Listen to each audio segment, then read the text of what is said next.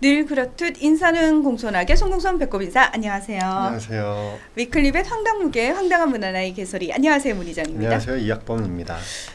제가 어릴 때를 생각해 보면 지금 거의 상전벽해라고 할 정도로 생활 자체가 엄청 많이 바뀌었거든요. 그렇죠. 예. 네. 근데 그 중에서 사람들의 생각도 상당히 많이 바뀐 부분이 뭐냐면은 정치는 정치인들이 하는 거고 우린 그냥 우리가 하는 일만 잘하면 되지 해서 지금은 우리의 삶이 정치와 연결돼 있구나.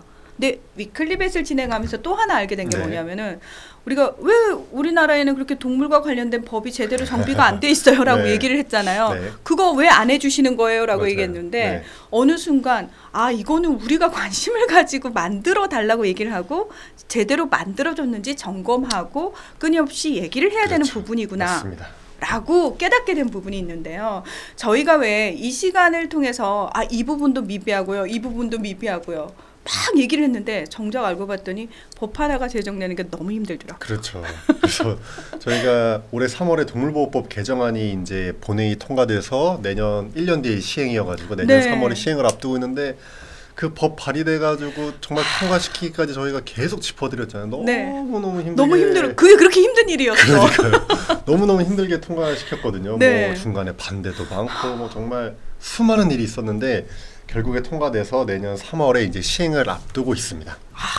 근데요. 자 이제 됐으니까 우리는 다 할 일을 다 한 건가요? 그게 아닙니다. 사실은 법의 내용이 굉장히 많이 바뀌었잖아요. 동물 생산업이 신고제에서 허가제로 바뀌고 뭐 동물학대행위 처벌 강화되고 동물학대행위 늘어나고 뭐 동물 관련 영업이 4개였는데 8개로 늘어나고 정말 수많은 내용이 바뀌었거든요. 근데 법은 그렇게 바뀌어도 그 세부적인 내용은 동물보호법 시행령, 시행규칙으로 다시 정하기 때문에 그것까지 우리가 끝까지 지켜봐야 될 것 같아요. 맞다. 실질적으로 우리 삶에 영향을 끼치는 부분까지 우리가 봐야 되는데 이제 동물보호법 됐습니다라고 끝나는 게 아니고 정말 구체적으로 시행령이 맞습니다. 어떻게 되고 시행규칙 그거는 우리가 지금 의견을 반영할 수 있는 부분인 거죠. 그렇죠. 지금 동물보호법은 개정이 다 돼서 이제 통과까지 다 된 거고요. 국회에서 시행령 시행규칙이 이 동물보호법에 맞춰서 만들어지고 있는데요.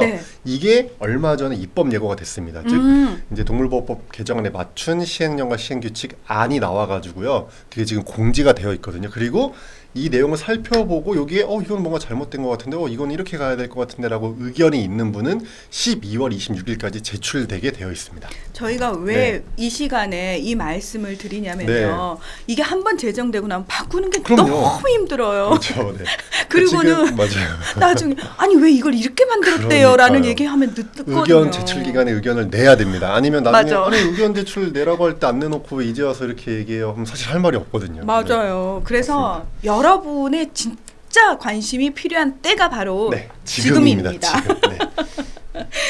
그러면은 이번 주에는 저희가 시행령에 대해서 말씀을 좀 드리고요. 그리고 다음 주에는 시행 규칙에 대해서 말씀을 드릴 텐데요. 이건 나랑 상관없는 거 아니야 라고 하지 마시고 이건 뭐 반려인이건 또는 반려인이 아니시더라도 관심을 가지셔야 되는 부분입니다. 왜냐하면 우리한테 직접적으로 영향을 미치는 부분이거든요.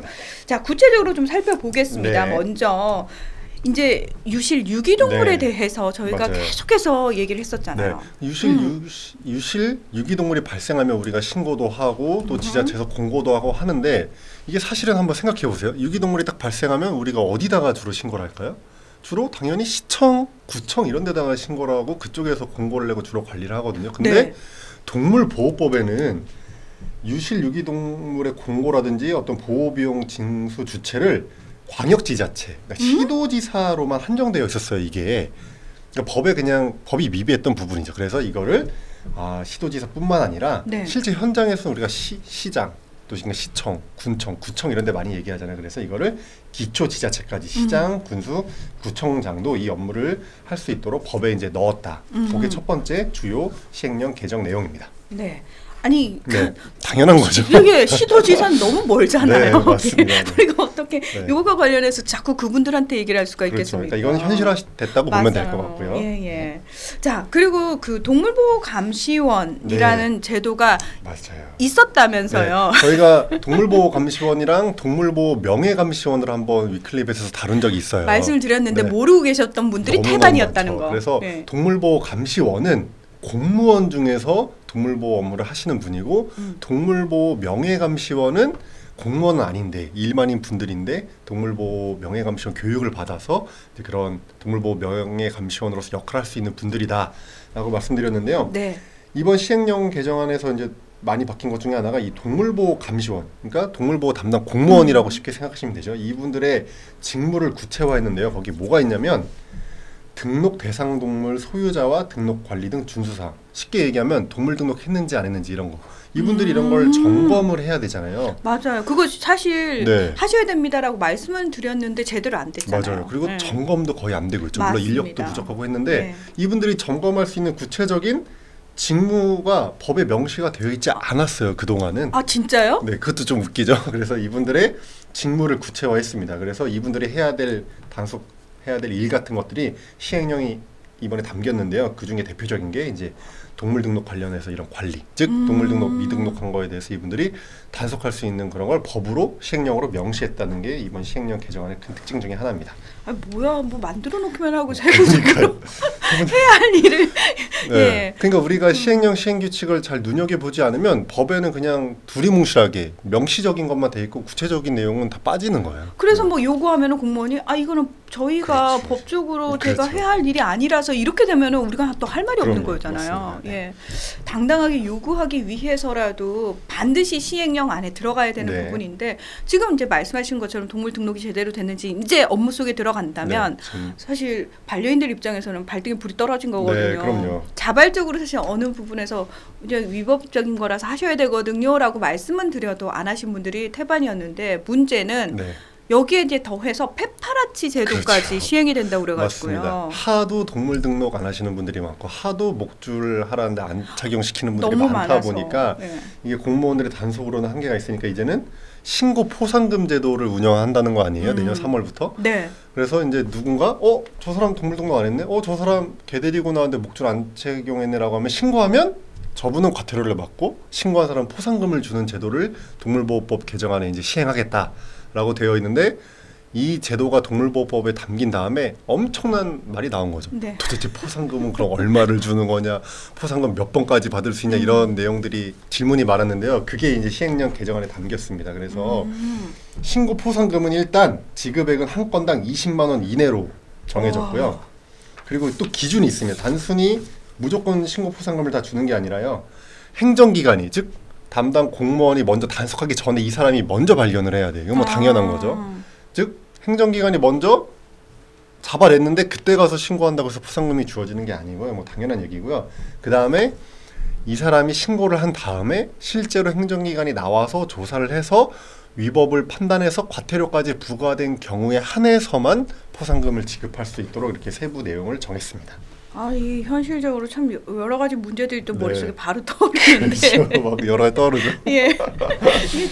이게 제대로 될까라는. 그러니까 예. 제 생각에도 신고 포상금을 받는 분이 그렇게 많지는 않을 많지는 것 않을 같아요. 것 같아요. 왜냐면 신고를 할 때 어느 정도 저분의 주인의 정보가 있어야 신고를 할 수 있잖아요. 그러니까 누군지도 모르고. 그렇죠. 그래서 그게 이제 여기에 그 외부 외출할 때 반려견 데리고 외출할 때 인식표를 하게끔 되어 있는데 인식표를 안 하신 분들이라면 주인의 어떤 이름 연락처도 파악하기가 쉽지 않을 수 있거든요. 게다가 그러면 나 증거 네. 잡는다고 갑자기 사진기로 사진을 찍어버리면 초상권 문제도 생길 수 그런 여러 가지, 있거든요. 그래서 예. 이런 기준이 생겼는데요. 하여튼 실효성이 있을지는 그래도 지켜보긴 해야 될 것 같습니다. 네. 그러니까 저희가 지금 대략적으로 말씀을 드리는 이유가 뭐냐면은 요거 하나하나 들으셔가지고 왜 실생활 속에서 이런 부분은 좀 바뀌어야 되는데라고 생각하신 부분들에 대한 의견을 달라고 말씀을 그렇죠. 드리는 겁니다. 예를 들어 페파라치 제도도 지금 말씀드린 걸로 부족하다 싶으면 지금 의견을 내면 돼요. 그럼 법에 그러니까. 반영될 여지가 있거든요. 그렇습니다.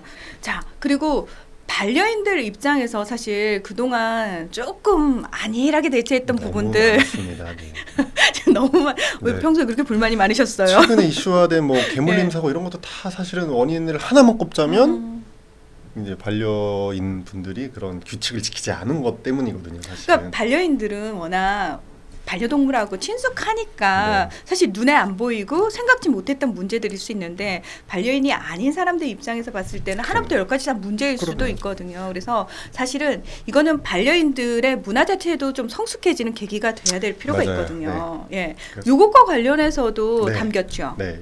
이거는 아마 제 생각에는 법이 법이 개정되고 이제 이 시행령 시행규칙을 만들기 위해서 TF 회의를 쭉 했거든요. 네. 그런데 그때부터 논의가 됐는지 아니면 최근에 개물림 사고가 나면서 아마 좀 더 강화가 된 것 같은데 네.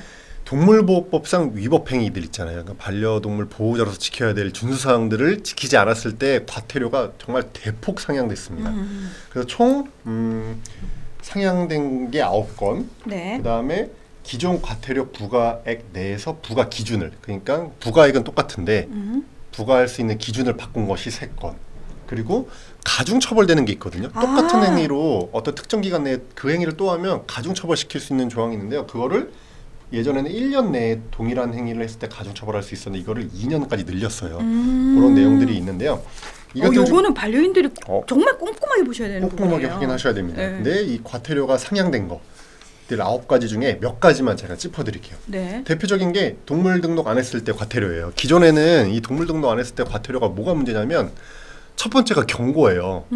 그러니까 이 사람이 동물 등록 안 했다? 그러면 단속을 해도 처음에 경고만 주고 이 사람이 또 걸려야지 과태료 그 다음에 2차가 20만 원, 그 다음에 40만 원 이상이었거든요.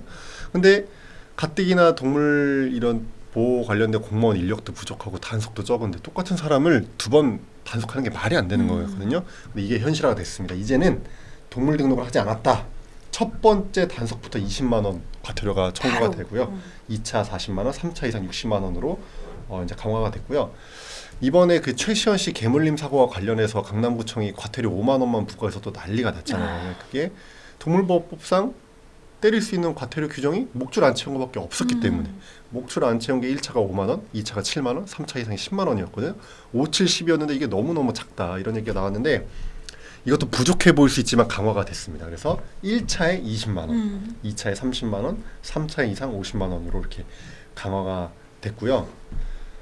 그 다음에 특징적인 게 이 동물 실험과 관련된 과태료가 매우 강화가 됐어요. 그래서 동물 실험과 관련된 과태료. 네, 동물 실험을 하려면 동물 실험 시행기관으로 지정이 돼야 되고요. 동물 실험 윤리위원회를 열어서 이 회의를 거쳐야 되거든요.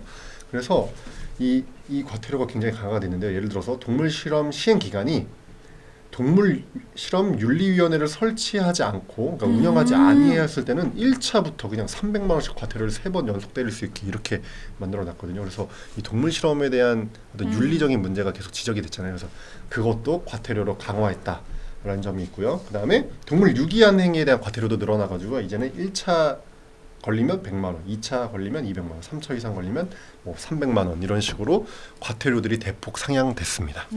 처음부터 신중하게 키우셔야 되고요. 일단 키우시기 시작하면 끝까지 책임을 지셔야 맞습니다. 돼요. 네. 예.